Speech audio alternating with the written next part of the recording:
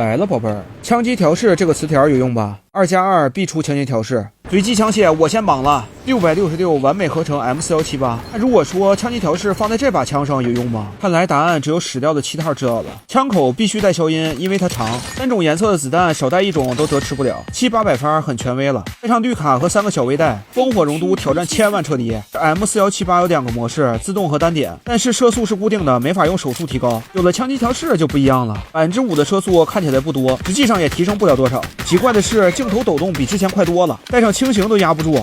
我呢，5%下到后坐地上了。云顶格2个7套不下辐射护卡，有一种西郊的既视感，一看就是老西咬人了。对面觉得我太帅了，直接投降了。铁爪没矿，狗都不用，下辐射才能看出这把枪的近战实力。打不过就是这把枪的问题了。刚想捡滑绳，闻到呼吸了。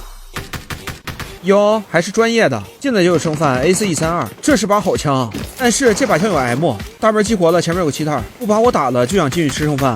给我回来，狡猾的7套！以为是软式的呢，没想到是妹控大人，贴点了就没有退路了。热速慢也不是个坏事，我的容错率比他高。自血反杀怎么说，宝贝儿？小卧底捡把妹控往前自动了，直接来装配区抓人，让7套知道什么枪才是近战的神。M338还跳枪，预判加热一波，烧到了，很明显他已经38度了，大残了直接追，枪里刚好是燃烧弹，双重燃烧，特劳斯来了也扛不住。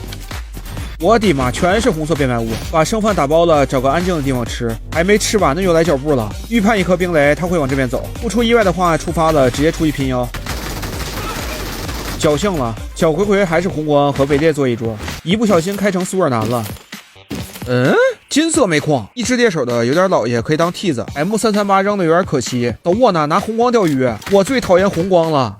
哟，小鸡儿一只不亏，做决定当然需要时间了。正考虑带走哪把枪呢，又来人了。不对啊，这脚步奔着我金枪去的，不要啊！放开那把煤矿，冲我来！